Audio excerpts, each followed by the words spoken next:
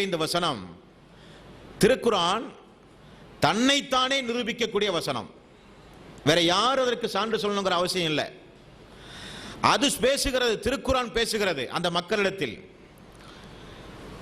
குல் லஇன் இஜ்தமஅத்தில் இன்சு வல் ஜின், நபியே நீங்கள் சொல்லுங்கள், ஜின்களையும் மனிதர்களையும் நீங்கள் வேண்டுமானால் ஒன்று திரட்டுங்கள், எல்லா மனிதர்களும் ஜின்களும் ஒன்று திரளுங்கள். அலா ஐயது பிமிஸ்லி ஹாதல் குர்ஆனி லா யஅதூன பிமிஸ்லிஹி வலவ் கான பஅலுஹும் லிபஅலின் லஹீர். ஜின்களும் மனிதர்களும் ஒன்று கூடி ஒருவர் இனி ஒருவருக்கு உதவி செய்து கொள்ளுங்கள். அல்லாஹ் சொல்கிறான், ஒட்டுமொத்த ஜின்களும், ஜின் என்று சொன்னாலே மனிதனை விட அதிகமான சக்தி படைத்தது, ஜின்களும் மனிதர்களும் ஒன்று திரளுங்கள், ஒரு சாரார் இனி ஒரு சாராருக்கு உதவியும் செய்யுங்கள். அப்படி செய்தாலும் இது போன்ற ஒன்றை நீங்கள் கொண்டு வாருங்கள் பார்ப்போம். அல்லாஹ் பேசுகிறான் திருக்குர்ஆன்ல, இது போன்ற ஒன்றை உங்களால் கொண்டு வர முடியுமா?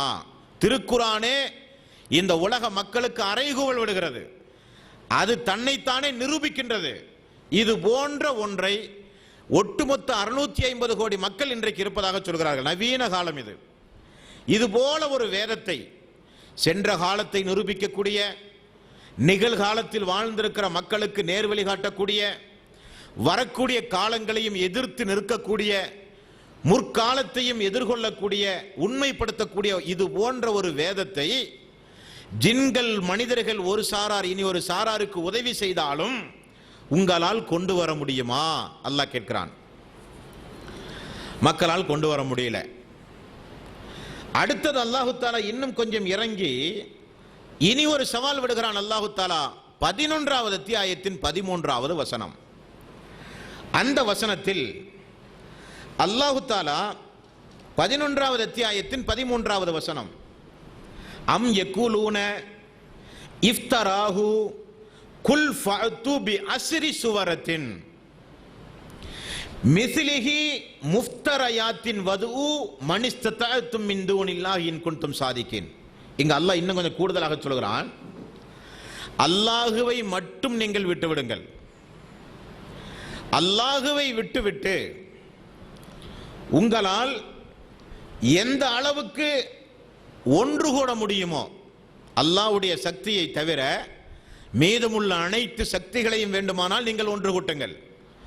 ஒன்று கூட்டி ஒரு 10 அத்தியாயத்தை கொண்டு வாங்க பார்ப்போம். முதல்ல சொன்ன அல்லாஹு தஆலா இது போன்ற ஒன்றை கொண்டு வர முடியுமான்னு அல்லாஹ் கேட்டான். குர்ஆனை போல ஒரு குர்ஆனை கொண்டு வர முடியுமான்னு கேட்டான். முடியல. சரி, குர்ஆனை போல கொண்டு வர முடியாவிட்டாலும் ஒரு 10 அத்தியாயமாவது உங்களால் கொண்டு வர முடியுமா? 30 அத்தியாயம் குர்ஆன்ல இருக்கு. ஒரு 10 அத்தியாயம் உங்களால் அல்லாஹ்வை தவிர மீதமுள்ள எல்லா பலசாலிகளும் ஒன்று சேர்ந்து ஒன்று கூடி ஒரு 10 அத்தியாயத்தை உங்களால் கொண்டு வர முடியுமா? முடியாது என்றும் அல்லாஹு தஆலா சொல்கிறான். அடுத்தது இன்னும் அல்லாஹு தஆலா கொஞ்சம் இறங்கி 10வது அத்தியாயத்துடைய 38வது வசனம். இந்த வசனத்தில் அல்லாஹ் சொல்கிறான் பாருங்கள், அம் யகூலூன இஃப்தராஹு குல் ஃபஅது பிசூரத்தின் மிஸ்லிஹி. ஒரு அத்தியாயத்தை கொண்டு வர முடியுமா உங்களால? முதல்ல சொன்ன அல்லாஹு தஆலா இது போல ஒரு குர்ஆனை கொண்டு வர முடியுமான்னு கேட்டான். சரி வேண்டாம், ஒரு 10 அத்தியாயமாவது கொண்டு வர முடியுமா உங்களால? இது தூதர் சொன்னது, அவருக்கு யாரோ எழுதி கொடுத்தது, ஏன் உங்களால எழுத முடியுமே? அவர் அரபு புலமையால சொன்னாரு, அவரை விட பெரிய பெரிய அளவு புலமை உள்ளவர்கள் நீங்க இருக்கிறீங்களே. என்னுடைய தூதர் முஹம்மதுக்கு சிறு வயதிலேயே தாயையும் தந்தையும் அவர் இழந்து விட்டார். அவர் அப்துல் முத்தலிப், அபு தாலிஃபுடைய பராமரிப்பில் வாழ்ந்தவர், சிறு பிராயத்திலிருந்தே தொழில் செய்து வாழ்ந்தவர். அந்த தூதருக்கு எழுதவும் தெரியாது, படிக்கவும் தெரியாது. அப்படிப்பட்ட அந்த தூதர் எப்படி இதை எழுதி சொல்லி இருப்பார் என்று உங்களால் சொல்ல முடியும்? யாராவது எழுதி கொடுத்ததை வாசிக்க முடியுமா என்றால் வாசிக்கவும் தெரியாது. சரி, அப்படியானால் நீங்கள் எல்லாம் ஒன்று கூடி ஒரு வேதத்தை கொண்டு வாருங்கள். முடியலையா? 10 அத்தியாயத்தை கொண்டு வாருங்கள். முடியவில்லையா? ஒரு அத்தியாயத்தை கொண்டு வாருங்கள். தன்னைத்தானே திருக்குர்ஆன் நிரூபிக்கின்ற இந்த விதங்களை நீங்கள் பார்க்க வேண்டும். அடுத்து அல்லாஹு தஆலா திருக்குர்ஆனில் அதுவும் உங்களால் முடியவில்லையா? 52வது அத்தியாயம் 34வது வசனம் அல்லாஹ் சொல்கிறான், ஒரு அத்தியாயம் எல்லாம் வேண்டாம், ஃபல்யஉத்து பிஹதீஸின் மிஸ்லிஹி இன் கானு ஸாதிகின். நீங்கள் உண்மையாளர்களாக இருந்தால் இது போன்ற ஒரு செய்தியை கொண்டு வாருங்கள் பார்ப்போம். அல்லாஹு தஆலா 4 சவால் விடுகிறான். ஒன்று, நீங்கள் எல்லாம் ஒன்று கூடி, அல்லாஹுவை தவிர ஜின்களும் மனிதர்களும் ஒன்று கூடி ஒருவர் ஒருவருக்கு உதவியும் செய்து கொண்டு இது போன்ற ஒன்றை கொண்டு வர முடியுமான்னு கேட்டான். அடுத்து அல்லாஹ் கேட்டான், அதே போல மனிதர்களும் ஜின்களும் ஒன்று கூடி ஒரு 10 அத்தியாயம் கொண்டு வர முடியுமான்னு கேட்டான். அதற்கு அடுத்தபடியாக அல்லாஹு தஆலா மீண்டும் இனி இது பேசவே கூடாது, இவர்கள் இந்த திருக்குர்ஆன் மனிதர்களால் உருவாக்கப்பட்டது, கற்பனையால் உருவாக்கப்பட்டது, பிறர் எழுதி கொடுத்ததை வாசிக்குவார், இலக்கிய நயம் படைத்தவர் யாரோ பின்னால் இருந்து சொல்வதை முகமது சொல்லுகிறார் என்று எந்த காலத்திலும் இவர்கள் பேசக்கூடாது என்பதற்காக வேண்டி அல்லாஹு தஆலா 10 அத்தியாயம் கொண்டு வர முடியலையா, ஒரு அத்தியாயம் கொண்டு வா. ஒரு அத்தியாயமும் கொண்டு வர முடியலையா, ஒரு செய்தியை கொண்டு வா, ஒரே ஒரு செய்தியை கொண்டு வா என்றும் அல்லாஹ் ரப்பல் ஆலமீன் குறிப்பிட்டு விட்டு ரசூலுல்லாஹி ஸல்லல்லாஹு அலைஹி வஸல்லம் அவர்களை பார்த்து அல்லாஹு தஆலா சொல்லுகிறான், நபியே இதெல்லாம் போக அவர்களை பார்த்து நீங்கள் சொல்லுங்கள், 28வது அத்தியாயத்தின் 49வது வசனம் இறுதியாக அல்லாஹ் கொடுக்கிற வசனம், இறுதியாக இந்த சமுதாயத்திற்கு அல்லாஹ் கேட்கிற கேள்வி, உலகம் அழிகிற வரை உள்ள மக்களுக்கு இஸ்லாமிய சமூகத்தின் சார்பாக நாம் கேட்கக்கூடிய கேள்வியும் கூட, குல் ஃபஅத்து பி கிதாபின் மின் இன்டில்லாஹி ஹுவ அஹத மின்ஹுமா அத்தபிஉ இன் குன்தும் ஸாதிகின். நபியே நீங்கள் சொல்லுங்கள், அவர்களெல்லாம் சத்தியவான்களாக இருந்தால், யாரெல்லாம் இந்த வேதத்தின் மீது களங்கம் கற்பிக்கிறார்களோ, யாரெல்லாம் இந்த வேதம் பொய்யானது என்று சொல்லுகிறார்களோ, யாரெல்லாம் இந்த வேதத்திற்கு எதிராகவே சிந்திக்கின்றார்களோ, அவர்களிடத்திலே நபியை நீங்கள் சொல்லுங்கள், நீங்கள் உங்களுடைய வாக்கில் உண்மையாளர்களாக இருந்தால் இந்த வேதத்தை விட்டுவிட்டு மனிதர்களுக்கு நேர்வழி காட்டக்கூடிய ஒரு வேதத்தை நீங்கள் கொண்டு வாருங்கள், நானும் சேர்ந்து பின்பற்றுகிறேன் என்று நபியை நீங்கள் சொல்லுங்கள். நபிட்ட அல்லாஹ் சொல்ல சொல்றான், அவங்கள்ட்ட எல்லாம் கேளுங்க, இது போல கொண்டு வர முடியுமா? முடியாது. 10 அத்தியாயம் கொண்டு வர முடியுமா? முடியாது. ஒரு அத்தியாயம் கொண்டு வர முடியுமா? முடியாது. ஒரு செய்தியை கொண்டு வர முடியுமா? முடியல. சரி, இதே போல ஒரு வேதத்தை நீங்க உண்டாக்குங்க நபியே, நானும் பின்பற்றுகிறேன் என்று சொல்லுங்கள் அவர்களிடத்தில் என்று அல்லாஹ் ரப்பல் ஆலமீன் இப்படியெல்லாம் திருக்குர்ஆனே தன்னைத்தானே மெய்ப்பிக்கக்கூடிய, திருக்குர்ஆனே தன்னைத்தானே முன்வந்து சவால் விடக்கூடிய வேதம் தாங்க நம்மிடத்தில் இருக்கிற வேதம். இந்த வேதத்தை கிறிஸ்தவர்களை பார்த்தீங்கன்னு சொன்னா அவர்கள் எப்பொழுதும் கையில் பைபிள் இல்லாமல் எங்கும் பயணம் செய்ய மாட்டாங்க. பார்த்துருக்கீங்களா கிறிஸ்தவர்களை? ஒரு பயணத்தில் நீங்கள் அவங்க கூட 2 மணி நேரம் 3 மணி நேரம் இருந்தீங்கன்னா இயேசு சொல்றாருன்னு ஏதாவது 2 வார்த்தை சொல்லாமல் உங்கள்கிட்ட இருந்து அவங்க போக மாட்டாங்க.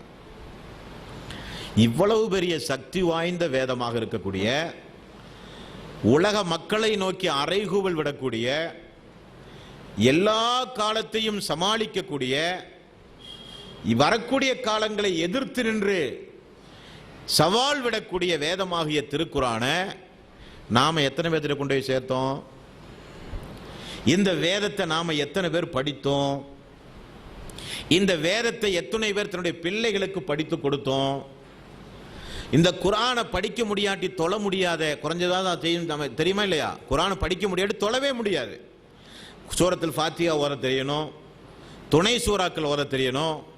இவ்வளவு சக்தி வாய்ந்த அல்லாஹ்வுடைய அற்புதமாக திகழக்கூடிய இந்த வேதத்தை நாமும் படிக்கல, மக்களுக்கும் சொல்லிக் கொடுக்கல, குடும்பத்திலையும் பகிர்ந்து கொள்ளல, படித்தவர்கள் வீடுகளில் உட்கார்ந்து மனப்பாடம் செய்ய முயற்சியும் செய்யல, பிற மக்களுக்கும் எடுத்து சொல்லல என்று சொன்னா அசத்திய வேதங்கள் தலையை தூக்க ஆரம்பிக்கும்.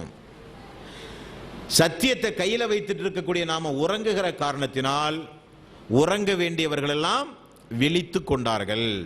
அதுதான் யதார்த்தம். ஆனா அல்லாஹ்வுக்கே எல்லாம் புகழும். இன்னைக்கெல்லாம் நிலைமை ரொம்ப ரொம்ப தலைகீழா மாறி போச்சு. உங்களுக்கு தெரியுமா? அமெரிக்கா, ஜெர்மன், பாரிஸ், சுவிட்சர்லாந்து எல்லா இடங்களிலும் இன்றைக்கு இஸ்லாம் ரொம்ப வேகமாக பரவி வருது. 2011 ஆகஸ்ட் 2012 ஆகஸ்ட் ஒரு வருட காலத்தில் 2,40,000 பேர் இஸ்லாத்தில் இருக்கிறாங்க. திருக்குர்ஆன் மிக வேகமாக எல்லா மொழிகளிலும் இன்றைக்கு மொழியாக்கம் செய்யப்பட்டு கொண்டிருக்கின்றது. பிரிட்டன் அதிபர், அமெரிக்காவினுடைய முன்னாள் அதிபர், அவர்களுடைய பிள்ளைகள், அவர்களுடைய வீடு எல்லாம் இன்றைக்கு திருக்குரான் அலங்கரிக்க ஆரம்பித்து விட்டது. கத்தோலிக்கனுடைய மிகப்பெரிய ஒரு போப் சமீபத்தில் ராஜினாமா செய்தார். பத்திரிகையிலெல்லாம் நீங்கள் பார்த்துருப்பீங்க. ராஜினாமா செய்ததுக்கு என்னென்னலாமோ காரணம் சொல்லி பார்த்தாங்க பத்திரிகையில். ஆனால் அவருடைய நாவில இருந்து ஒரு வார்த்தை வரட்டும்னு தான் எல்லாரும் எதிர்பார்த்துட்டே இருக்கிறாங்க. அல்லாஹ்வுடைய மாபெரும் கிருபையினால் அந்த போப்பாண்டவர் ராஜினாமா செய்ததற்கு ஒரு காரணம் உண்டு. அது அந்த கத்தோலிக்கத்தினுடைய பிரிவில் அவர்களுடைய அந்த பதவியில் எங்குமே நடக்காத ஒரு சரித்திரம் தான் இவருடைய அந்த ராஜினாமாவில் நடந்தது. ஆயுள் காலம் முழுக்க எந்த போப்பு வந்தாலும் மரணிக்கிறவர் அந்த பதவியில் இருப்பாங்க. நீக்கமோ ராஜினாமாவோ அந்த பெண்டகனுடைய தலைநகரத்தில் ஒரு காலம் நடந்ததே கிடையாது, வாடிகளில். ஆனால் இவர் ராஜினாமா செய்தார். ராஜினாமா செய்ததுக்கு என்ன காரணம்னு எல்லா பத்திரிகையிலும் ரொம்ப ஆய்வு செய்து, நேற்றுக்கு வரை நீங்கள் இணையதளத்தை ஆய்வு செய்து பார்த்தீங்கன்னா யாருக்குமே தெரியாமல் குரானை படிச்சிருந்துருக்கார். யாருக்குமே தெரியாமல் குரானை படிக்க ஆரம்பிச்சிருக்கிறார். அதுலேயும் அல்லாஹ்வுடைய மாபெரும் கிருபையில் துருக்கியில் சமீபத்தில் தொல்பொருள் ஆய்வாளர்களின் மூலமாக பழைய பைபிள்கள் கண்டெடுக்கப்பட்டது. அந்த பைபிள்கள் எல்லாம் கத்தோலிக்கனுடைய தலைநகரத்திற்கு கொண்டு செல்லப்பட்டது. அந்த பைபிளை யாரும் தெரியாமல் முக்கியமான ஒரு சில பிசப்புகள், பாதிரிமார்கள் வாசித்தார்கள் போப்பாண்டவருடைய தலைமையில். அதில் இஸ்லாம் குறித்த அல்லாஹ்வுடைய ரசூலை குறித்துள்ள முன்னறிவிப்புகள் இடம்பெற்றிருந்தது.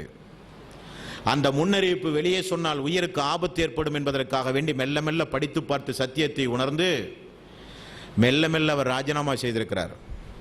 எல்லா மீடியாக்களும் தினசரி அவரை ஃபோக்கஸ் பண்ணிட்டு இருக்கு. அவருடைய நாவில இருந்த ஒரே ஒரு வார்த்தையை எதிர்பார்த்துட்டு இருக்குது. அவருடைய எல்லா வகையான ஆக்டிவிட்டீஸ், அவருடைய அனைத்து செயல்பாடுகளையும் துல்லியமாக ஆய்வு செய்து பார்க்கும்போது அவருடைய வழிபாடு, அவருடைய பேச்சு, அவர் மக்கள் மத்தியிலே பயன்படுத்துகிற வாசகம் அனைத்தும் இஸ்லாத்திற்கு நெருக்கமான வாசகம். அல்லாஹ் நாடி அவருக்கு மட்டும் அல்லாஹ் ஹிதாயத்து கொடுத்துட்டான்னு சொன்னால் அநேக கத்தோலிக்கனுடைய சபையை ஆட்டம் காணக்கூடிய சூழ்நிலைகள் ஏற்படும். எதற்கு நான் இதை சொல்கிறேன்னா, இஸ்லாத்தில் பாரம்பரியமாக இருந்து கொண்டிருக்கக்கூடிய திருக்குரானுக்கு சொந்தம் கொண்டாடக்கூடிய நாம் இந்த திருக்குரானை எங்கேயும் கொண்டே சேர்த்தலை. ஆனால் திருக்குரானே தேடி தேடி ஒவ்வொரு மனிதர்களையும் இன்றைக்கு இழுத்து கொண்டிருக்கிறது. புதிதாக இஸ்லாத்துக்கு வந்த மக்களை பாருங்க, ரொம்ப ஆர்வம். 14வது அத்தியாயத்தில் 2வது வசனம், 5வது அத்தியாயத்தில் 3வது வசனம், 24வது அத்தியாயத்தில் 12வது வசனம், இதை எடுத்து படித்து பாருங்க, அதை எடுத்து படித்து பாருங்க. அல்லாஹ் இதை சொல்கிறான், அல்லாஹ் இதை சொல்கிறான். எவ்வளவு வேகமாக இஸ்லாத்துக்கு வந்த மக்கள் இஸ்லாமிய பிரச்சாரம் செய்கிறார்கள். அல்லாஹு தாலா ஒரு இஸ்லாமிய வரலாற்றினுடைய பொற்காலத்தில் அல்லாஹ் நம்மளை வாழ வைத்திருக்கிறான். இது மிகப்பெரிய ஒரு பொற்காலம் என்று நான் சொல்லுவேன். காரணம் ஏன் தெரியுமா? நம்முடைய முன்னோர்கள், நம்முடைய வாப்பா, நம்முடைய தாய்மார்களுக்கெல்லாம் அல்லாஹ் என்ன சொல்றான்னு படிக்கவோ கேட்கவோ தெரியாமலேயே மௌத்தா போயிட்டாங்க. அப்படித்தானே? அவங்க பேசக்கூடிய மொழியில் திருக்குறானை பார்த்தாங்களா? இல்லை. அவங்க பேசக்கூடிய மொழியில் திருக்குறானை அவங்க படித்து பார்க்குற வாய்ப்பு கிடைச்சதா? இல்லை. ஆனால் அல்லாஹு தாலா இன்றைக்கு நமக்கு அந்த வாய்ப்பை தந்திருக்கிறான். அல்லாஹ் என்ன சொல்கிறான்? மனிதர்களே, இறை விசுவாசிகளே, முத்தக்கீன்களே என்று அழைத்து அழைத்து ரப்பு சொல்லக்கூடிய ஒவ்வொரு வாசகமும் இன்னும் நம்முடைய செவிகளில் விழ தாமதமானால், திருக்குரானை விட்டும் இன்னும் நாம் தூரமானால், மலக்குமார்கள் நம்மை விட்டும் தூரமாயிருவாங்க. மலக்குமார்கள் நம்மை விட்டும் தூரமான என்னாகும்? சைத்தான் நமக்கு நெருக்கமாக வந்துடுவான். ஆக இந்த அளவுக்கு இந்த மனித சமுதாயத்தில் ஒட்டுமொத்தமாக அறைகூவல் விடுகிற இந்த வேதத்தை இந்த மனித சமுதாயத்திற்கு கொண்டு சேர்த்த வேண்டியது நம்முடைய தலையாய கடமை. சேர்த்துமா? இன்ஷா அல்லாஹ் கண்டிப்பாக சேர்த்த வேண்டும். திருக்குரானை அறியாத மக்கள் நிறைய மக்கள் இருக்கிறார்கள். நேற்றைய முன்தினம் ஊட்டியில் ஒரு நிகழ்ச்சிக்கு பிறகு ஜும்மா உரைக்கு பிறகு பார்த்தால் 4-5 புதிதாக இஸ்லாம் அல்லாஹ் சகோதரர்கள் தொலை வந்திருக்கிறாங்க. அவங்க தொழுகு முடிஞ்சு ஒரு மூலையில் பார்த்தீங்கன்னா வெக்கி குனிஞ்சு நிற்கிறாங்க. என்னன்னு சொல்லி அவங்கள போய் பார்க்க, வேற உடம்பு சரியில்லைன்னு நான் ஃபீல் பண்ணேன். என்னன்னு பார்க்கும்போது நாங்கள் இப்போ தான் பள்ளிக்குள்ளேயே வர்றோம், எங்களுக்கு தொழுகணும்னு ஆசை, குரானை படிக்கணும்னு ஆசை. அல்லாவா கொண்டு சேர்த்துறான் பாருங்க. நம்ம எந்த முயற்சியும் எடுக்காமல் பள்ளிக்கு நான் முஸ்லிம்ஸ் வராங்க. நாம எந்த முயற்சியும் எடுக்காமல் குரானை படிக்கணும்னு ஆர்வமாக இருக்கிறாங்க. நாம கொஞ்சம் முயற்சி எடுத்தால் சுபஹானல்லாஹ் இந்த அப்துல் ரஹீம் கிரீன் கேள்விப்பட்டிருக்கிறீங்களா? யார் அவரு? ஜாகிர் நாயக் டீம்ல இஸ்லாமிய பிரச்சாரம் செய்யக்கூடிய, லண்டனை பேஸாக சொந்த தாயகமாக வைத்திருக்கக்கூடிய அப்துல் ரஹீம் கிரீன் என்பவர். இவர் என்ன செய்கிறாருன்னு சொன்னா, கடந்த ஒலிம்பிக் போட்டி லண்டனில் நடக்கும்போது 154 நாடுகளிலே இருந்து அந்த விளையாட்டில் பங்கெடுப்பதற்காக வேண்டி போர் வீரர்கள் வந்திருக்கிறாங்க. சுபஹானல்லாஹ். அதுல 125 போர் வீரர்களுக்கு ஒரு விருந்துக்கு ஏற்பாடு செய்து, அந்த விருந்தெல்லாம் அவங்க சாப்பிட்டு முடிஞ்சோன்னா இதே மாதிரி ஒரு சபையில் உட்கார வச்சு குரானை கையில் எடுத்து குரானை அறிமுகம் பண்ணியிருக்கிறாரு. அல்லாஹ்வுடைய ரசூலை பற்றி ஒரு 1/2 மணி நேரம் பேசியிருக்கிறாரு. இஸ்லாத்தினுடைய மகத்துவம் குறித்து ஒரு 1/2 மணி நேரம் பேசியிருக்கிறார். அந்த நிகழ்ச்சி முடியும் போது 17 வீரர்கள் இஸ்லாத்தை தழுவுனாங்க. ஃபேஸ்புக்கில் பார்த்தீங்களா யாராவது? 17 வீரர்கள் இஸ்லாத்தை தழுவுனாங்க அந்த ஸ்பாட்டில். சின்ன ஒரு முயற்சி. அப்போ அல்லாஹ்வினுடைய இந்த வேதம், சக்தி வாய்ந்த இந்த வேதத்தை கையில் வைத்துக்கொண்டு பிற மக்களுக்கு அதை எடுத்து சொல்லாமல் நாம் இருக்கிறது குரானுக்கு செய்கிற துரோகம், வரக்கூடிய சமுதாயத்துக்கும் செய்கிற துரோகம், இஸ்லாத்துக்கு செய்கிற துரோகம். கேட்பார்கள் இந்த சஹாபாக்கள், எந்த வகையான வசதி வாய்ப்பும் இல்லாமல் உயிரை பணயம் வைத்து சேகரித்து தந்தமே திருக்குரானை, எத்தனை மக்கள்கிட்ட கொண்டு போய் சேர்த்துனீங்கன்னு இதே ஜெயித் பின் ஜாபித் மறுமையில் சந்திச்சு கேட்டா என்ன பதில்? அப்ப வேதம் திருக்குரான் ஒரு சடங்கு பொருளாக, இந்த வேதம் திருக்குரான் ஒரு மாந்திரீக பொருளாக, வேதமாக இந்த திருக்குரான் ஒரு சடங்கு சம்பிரதாய பொருளாக இந்த மனித சமுதாயத்தினர்கள் ஆக்கி வைத்து விட்டார்கள். அல்லாஹ்வுக்கே எல்லா புகழும். இன்றைக்கெல்லாம் நிறைய வீடுகளில் திருக்குரான் ஓதுகிற காலம் மாறிவிட்டது. நான் என்ன சொல்ல வருகிறேன் என்றால், நாம் முயற்சி எடுத்துக்கொண்டிருந்தாலும் இன்னும் கொஞ்சம் அதிகமான அக்கறை இந்த வேதத்தை பிற மக்கள் மத்தியிலே கொண்டு போய் சேர்க்கிற பணியில் நாம் அக்கறை செலுத்த கடமைப்பட்டிருக்கிறோம். அது நம்முடைய தலையாய கடமை. மரணிப்பதற்கு முன்னால் ஒரு மனிதனுக்காவது இந்த வேதத்தை கொடுத்து விட்டுத்தான் நான் மரணிப்பேன் என்கிற சத்திய பிரமாணம் எடுக்க நாம் ஒவ்வொருவரும் கடமைப்பட்டிருக்கிறோம். மாவட்ட வாரியாக, கிளை வாரியாக தெருமுனை பிரச்சாரங்கள், பொதுக்கூட்டங்கள், மாநாடுகள், இஜ்திமாக்கள் என்று வாய்ப்பு கிடைக்கிற அனைத்து மீடியாக்களையும் பயன்படுத்தி அல்லாஹ்வுடைய வேதத்தை பிற மக்கள் மத்தியில் எடுத்து சொல்லிக் கொடுக்க நாம் கடமைப்பட்டிருக்கிறோம். அதே நேரத்தில் நீங்கள் இன்னொன்று கவனிக்கணும். யூதர்கள் எல்லாம் இன்றைக்கு நியூ ஃபுர்கான் அப்படின்னு ஒரு குரானை வெளியிட்டிருக்கிறாங்க. யூதர்கள் அவருடைய பங்குக்கு அதில் குற்றவியல் சட்டத்தை மாற்றி, ஜிஹாத்தை மாற்றி, வாரிசுரிமை சட்டத்தை மாற்றி, பெண்களுக்கு இருக்கிற உரிமையை மாற்றி எவ்வளவு கையாடல் செய்ய முடியுமோ எல்லா கையாடலும் செய்து இணையதளங்களில் மட்டுமே இன்றைக்கு ஒரு குரானை வெளியிட்டிருக்கிறார்கள். காதியானிகள் அவர்களுடைய பங்குக்கும் ஒரு குரானை வெளியிட்டிருக்கிறார்கள். அவைகளெல்லாம் இந்த மனித சமுதாயத்தில் விழிப்புணர்வோடு இருக்க வேண்டிய, நாமெல்லாம் மிக மிக ஜாக்கிரதையோடு இருக்க வேண்டிய காலகட்டம் இந்த காலகட்டம். இணையதளம் தானே, திருக்குரான் தானே என்று எல்லாவற்றையும் பார்த்து படிக்க ஆரம்பித்தால், கடந்த உரையிலே உங்களுக்கு நான் ஞாபகப்படுத்தி இருப்பேன், குரானை அணுக வேண்டிய விதத்தில் அணுகாவிட்டால் அது வழிகட்டிலே போய் சென்றுவிடும். பார்த்தமா இல்லையா? குரானை படிக்க வேண்டிய முறைப்படி படிக்காவிட்டால், விளங்க வேண்டிய விதத்தில் அந்த குரானை விளங்காவிட்டால், அணுக வேண்டிய முறையில் அந்த குரானை அணுகாவிட்டால் நிச்சயம் வழிகேடு ஆரம்பமாகிவிடும். அல்லாஹு தாலா அந்த நிலையிலிருந்து நம் அனைவர்களையும் அல்லாஹ் காப்பாற்ற வேண்டும். தொடர்ந்து அல்லாஹு தாலா அந்த திருக்குரான் குறித்து 4 இடங்களில் அல்லாஹு தாலா சவால் விட்டுவிட்டு 5வது இடத்தில் அல்லாஹ் என்ன சொன்னான்? நபியே, இதைவிட சிறந்த ஒன்றை அவர்கள் கொண்டு வந்தால் நானும் பின்பற்றுகிறேன் என்று நபியை நீங்கள் சொல்லுங்கள் என்று அல்லாஹ் ரப்புல் ஆலமீன் சொல்லிவிட்டு 4வது அத்தியாயத்தினுடைய 82வது வசனத்தில் அல்லாஹ் சொல்கிறான், அஃபலா யததப்பரூனல் குர்ஆன் வலவ் கான மின் இன்தி கைரில்லாஹி லவஜது ஃபீ இஹ்திலாஃபன் கஸீரா. இந்த வேதம் அல்லாஹ்வை தவிர வேறு யாரிடமிருந்தாவது வந்திருக்குமேயானால் நிறைய முரண்பாடுகளை நீங்கள் காண்பீர்கள். அல்லாஹ் கடைசியா சொல்றான், இந்த குர்ஆன் என்னை தவிர வேறு யாரிடமிருந்தாவது வந்திருக்குமேயானால் நிறைய முரண்பாடுகளை நீங்கள் அதில் காண்பீர்கள்.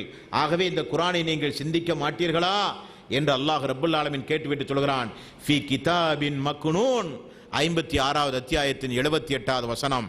நீங்கள் நினைத்ததைப் போல சாதாரணதானதல்ல இது. நீங்கள் நினைப்பதைப் போல ஏதோ இந்த முகமது உறங்கி கண் விழித்து சடாரண சொல்லுகிற வேதம் அல்ல இந்த வேதம். இந்த வேதம் ஃபீ கிதாபின் மக்னூன், பாதுகாக்கப்பட்ட, அல்லாஹ்வின் புறத்தில் பாதுகாக்கப்பட்ட பதிவேட்டில் இருக்கிற வேதம் இந்த வேதம் என்று அல்லாஹ் ரப்புல் ஆலமீன் சொல்கிறான். இந்த வேதத்தில் நீங்க இன்னொன்று கவனிக்கணும். குர்ஆன் புத்தக வடிவத்தில் எங்கேயாவது ஒரு இடத்துல போட்டிருந்தாலாவது இந்த பிரச்சாரம் செய்யக்கூடிய எதிர்க்கக்கூடியவர்களுக்கு நிறைய சான்றிதழ் இருக்க வாய்ப்பு இருக்கும். ஆனால் அல்லாஹ் என்ன செய்தான் பார்த்தீங்களா, ஜிப்ரீல் மூலமாக ஒரு புக்கை கொடுத்து விடாம தூதரை ஒரு 23 வருட காலம் ஒரு தூதரை தேர்வு செய்து அவருடைய நாவிலே இருந்து அல்லாஹ் ரப்பல் ஆலமீன் சொல்ல வைத்தான். முதல் வருஷம் சொன்ன மாதிரியே அல்லது முதல் வருஷம் சொன்னதுக்கு நேர் மாற்றமா 23வது வருஷம் அந்த நபியால எப்படி பேச முடியல? காரணம் ஏன்? அது அவருடைய பேச்சு கிடையாது. நாம் இன்னைக்கு ஒன்று பேசுவோம், அடுத்த வருஷம் ஒன்று பேசுவோம், பார்த்தா 1000 முரண்பாடு இருக்கும். நம்முடைய வாழ்க்கை எடுத்தாலே 1000 முரண்பாடு இருக்கும். பேச்சுக்கள்ல, கொடுத்த வாக்குல, செய்த நடைமுறையில், வாழ்ந்து காண்பித்ததில் எத்தனையோ முரண்பாடுகளை பார்க்கலாம்.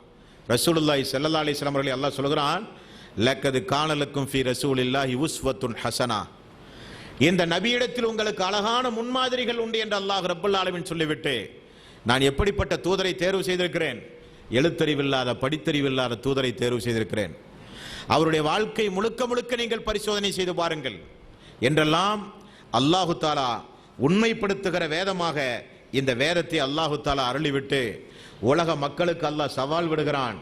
யூதர்களானாலும் சரி, கிறிஸ்தவர்களானாலும் சரி, எந்த மதத்தை பின்பற்றுகிற மக்களானாலும் சரி, இது என்னுடைய வேதம், இது என்னுடைய வேதம். முந்தைய எந்த சமுதாயத்திற்கும் இறக்கப்படாத வசனம் இந்த வசனம். அதையும் கூர்ந்து நீ கவனிக்கணும். 15வது அத்தியாயத்தினுடைய 9வது இந்த வசனம் இருக்குது. இது முந்தைய எந்த சமுதாயத்திற்கும் கொடுக்காத வாக்கு, எந்த தூதருக்கும் அருளப்படாத வசனம், எந்த சமுதாயத்திற்கும் அல்லாஹு தஆலா இப்படிப்பட்ட உத்தரவாதம் எடுக்கல. அல்லாஹ் சொல்கிறான், இன்னா நஹ்னு நஸல்னா ذிக்ர வ இன்னா லஹு லஹாஃபிலூன், நாமே இந்த குர்ஆனை இறக்கினோம், நானே இதை பாதுகாப்பேன் என்று அல்லாஹ் சொல்கிறான். இது ஓல்டு டெஸ்டிமெண்ட், நியூ டெஸ்டிமெண்ட், பழைய ஏற்பாடு புதிய ஏற்பாட்டுக்கு இந்த உத்தரவாதம் கிடையாது. யூதர்களுடைய தோரோ என்கிற வேதத்திற்கு இந்த உத்தரவாதம் கிடையாது. ஈசா நபி வரை எந்த சமுதாயத்திற்கு இறக்கப்பட்ட வேதத்தில் இந்த வாசகத்தை நீங்க பார்க்கவே முடியாது. 2 வாசகத்தை பார்க்க முடியாது. ஒன்று 5வது அத்தியாயத்துடைய 3வது வசனம், அல் யௌம அக்மல்து லக்கும் தீனக்கும் வ அத்மம்து அலைக்கும் நிஅமதி வ ரலீது லக்கும் அல் இஸ்லாம் தீனா. யூதர்களே சொன்னார்கள், இந்த மார்க்கத்தை நான் முழுமையாக்கி விட்டேன் என்கிற இந்த வாசகம் முன்னால் சென்று போன சமுதாயத்திற்கு இறக்கப்படாத வாசகம். யூதர்கள் வந்தார்களா இல்லையா உமர் அவருடைய ஆட்சி காலத்தில்? உமர் அவர்களே, உங்களுடைய வேதத்தில் இறக்கப்பட்ட ஒரு வசனம் எங்களுடைய சமுதாயத்திற்கு இறக்கப்பட்டால் உலகம் அழிகிற வரை அந்த நாளை நாங்கள் பெருநாளாக கொண்டாடுவோம். கிறிஸ்துமஸ் மாதிரி உலகம் அழிகிற வரை அந்த நாளை நாங்கள் பெருநாளாக கொண்டாடுவோம். என்ன வசனம்னு கேட்டார் உமர் அவர்கள். அல் யௌம அக்மல்து லக்கும் தீனக்கும், இந்த மார்க்கத்தை நான் முழுமையாக்கி விட்டேன் என்று இந்த தூதரை பார்த்து அல்லாஹ் சொல்கிறானே, அது வேறு ஏதாவது தூதருக்கோ எங்களுடைய சமுதாயத்திற்கோ அது அருளப்பட்டால் உலகம் அழிகிற வரை அந்த நாளை பெருநாளாக கொண்டாடுவோம். அது முந்தைய சமுதாயத்துக்கு இறக்கப்படலைங்க. அதே போல இந்த 15வது அத்தியாயம் 9வது வசனம், நான் பாதுகாப்பேன் என்று எந்த வேதத்திற்கும் அல்லாஹ் உத்தரவாதம் எடுக்கவில்லை. ரசூலுல்லாஹி ஸல்லல்லாஹு அலைஹி வஸல்லம் அவர்களுக்கு அருளப்பட்ட இறுதி வேதமாகிய திருக்குர்ஆனுக்கு அல்லாஹ் ரப்பல் ஆலமீன் அந்த உத்தரவாதம் எடுத்திருக்கிறான். 15வது அத்தியாயத்தின் 9வது வசனம். ஆக தாய்மார்களே, பெரியோர்களே, இதுவரை நாம் பார்த்தது, முதற்கட்டமாக நாம் பார்த்தது வேதம் அல்லாஹ்வினுடைய அற்புதம். ஒவ்வொரு நபிமார்களுக்கும் அல்லாஹு தஆலா அற்புதம் வழங்கியதைப் போலவே ரசூலுல்லாஹி ஸல்லல்லாஹு அலைஹி வஸல்லம் அவர்களுக்கு வழங்கிய அற்புதம் தான் எது? திருக்குர்ஆன்.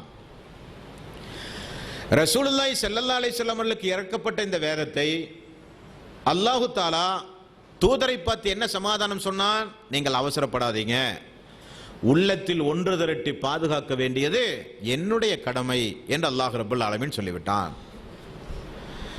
உலக மக்களுக்கு ரப்பல் ஆலமீன் சொல்கிறான், கல்வியுடைய மக்களுடைய உள்ளங்களில் இந்த வேதத்தை பாதுகாப்பேன் என்று அல்லாஹ் சொல்லிவிட்டான். இந்த வேதத்தை மனிதர்களுடைய உள்ளங்களில் பாதுகாப்பதைப் போலவே அல்லாஹு தஆலா தொழுகையில் ஓதுவதின் மூலம், ஜிப்ரீல் அலைஹிஸ்ஸலாத்து வஸ்ஸலாம் அவர்களின் மூலம் அல்லாஹு தஆலா இந்த வேதத்தை சரிபார்க்கிற பணிகளையும் அல்லாஹ் ரப்பல் ஆலமீன் செய்தான். பார்த்தோமா இல்லையா? அதே போல அபூபக்கர் சித்திக் அவர்களுடைய ஆட்சி காலத்தில் எந்த போரின் போது 70 சஹாபாக்கள் கொல்லப்பட்டார்கள்? யாரோ ஒரு ஆள் எந்திரிங்க. யமாமா என்கிற போரில் கொல்லப்பட்டார்கள். யமாமா என்கிற போரில் 70 பேர்கள் கொல்லப்பட்டவுடனே அபூபக்கர் சித்திக் அவர்களிடத்திலே வந்து குர்ஆனை ஒன்று திரட்டுகிற ஆலோசனையை யார் வந்து சொன்னார்கள்? பெண்கள் பதில சொல்லுங்க பாப்போம். உமர் அவர்கள் வந்து சொன்னார்கள். உமர் அவர்கள் சொல்ல அபூபக்கர் அவர்கள் அதை உள்ளத்தில் நியாயமாக கருதி யாரை அழைத்து அபூபக்கர் சித்திக் அவர்கள் அந்த பணிக்கு பொறுப்பாளராக நியமித்தார்கள்? ஸைத் பின் ஜாபித். ஸைத் பின் ஜாபித் என்பவர் யாரு? குர்ஆனை மனனம் செய்திருந்த ஒரு தோழர், வஹி எழுதுகிற ஒரு தோழர், இளைஞராகவும் இருந்திருந்தார். அப்படி உருவாக்கப்பட்ட அந்த பிரதி அபூபக்கர் அவருடைய காலத்தில், உமருடைய காலத்தில் பாதுகாக்கப்பட்டது. உமர் அவருடைய மரணத்திற்கு பிறகு அந்த பிரதி யாரிடத்தில் இருந்தது? பெண்கள் பகுதி ஹப்ஸா அவரிடத்தில் இருந்தது. ஹப்ஸா அவர்கள் யாரு? ரசூல் ஸல்லல்லாஹு அலைஹி வஸல்லம் மனைவி, உமர் அவர்களுடைய மகள். கூடுதலாக குர்ஆனை மனனம் செய்திருந்தார்கள். உஸ்மான் ரலியல்லாஹு அன்ஹு அவர்களுடைய ஆட்சி காலத்தில் உஸ்மான் ரலியல்லாஹு அன்ஹு அவர்களுக்கும் இந்த குர்ஆனுக்கும் இருக்கிற தொடர்பு என்ன? அவர் வந்து என்ன செஞ்சாரு? ஹப்ஸா அவரிடம் இருக்கிற அந்த குர்ஆனை வாங்கி அதிகமான பிரதிகள் எடுத்து கொடுக்கக்கூடிய பணியை உஸ்மான் ரலியல்லாஹு அன்ஹுடைய ஆட்சி காலத்தில் நடந்தது. இப்படி தொகுத்து பாதுகாக்கப்பட்ட அந்த திருக்குர்ஆன் எந்த மாதத்தில் இறங்கியது? ரமலானுடைய மாதத்தில் இறங்கியது.